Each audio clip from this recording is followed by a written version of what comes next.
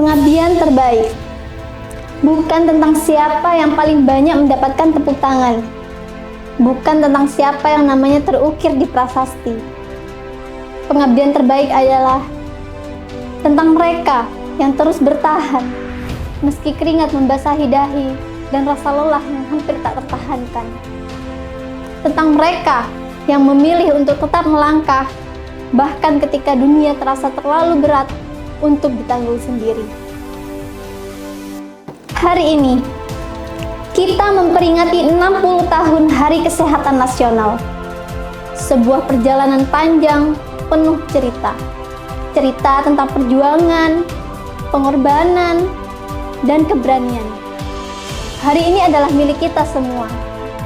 Tapi lebih dari itu, hari ini adalah milik mereka, tenaga kesehatan, yang dengan sepenuh hati mengabdikan hidup mereka demi Indonesia yang lebih sehat. Pengabdian adalah saat seorang perawat berdiri di sudut ruang gawat darurat, memastikan setiap pasien yang datang mendapatkan perhatian. Bahkan ketika matanya sudah memohon untuk istirahat, mereka tetap siaga merawat. Pengabdian adalah saat seorang bidan dengan sabar mendampingi seorang ibu hamil yang tengah berjuang melahirkan, menguatkan dengan senyuman di tengah rasa sakit yang tidak terperih. Pengabdiannya tak hanya tentang membantu kelahiran, tapi tentang memberi kekuatan pada sebuah kehidupan yang baru. Pengabdian adalah saat seorang dokter berdiri di depan pasien, bukan hanya sebagai penyembuh, tetapi juga sebagai pendengar yang sabar. Ia tidak hanya meresepkan obat, tetapi juga menyisipkan harapan di tengah rasa cemas dan ketidakpastian. Dokter bukan hanya tentang diagnosa atau resep obat. Ia adalah sosok yang membawa terang di tengah gelap, yang dengan tangan dinginnya memulihkan luka, dan dengan hatinya menyentuh jiwa. Pengabdian adalah tentang seorang apoteker di balik meja kerjanya, mengolah formula demi memastikan bahwa setiap butir obat tidak hanya aman, tetapi juga efektif untuk mereka yang membutuhkan. Ia bekerja dalam sunyi, tanpa sorotan, tetapi dampaknya begitu besar. Setiap formula yang dia racik tersimpan doa untuk sebuah kehidupan yang lebih baik.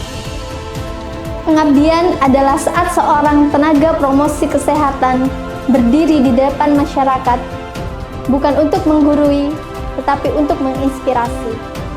Ia menyampaikan pesan dengan penuh semangat, menjadikan kesehatan bukan hanya sebuah kewajiban, tetapi sebuah gaya hidup yang dicintai. Setiap dokter, perawat, bidan, apoteker, hingga tenaga promosi kesehatan adalah pahlawan tanpa tanda jasa. Mereka bekerja tanpa mengenal waktu, pagi, siang, malam, tak ada jeda dalam pengabdian mereka.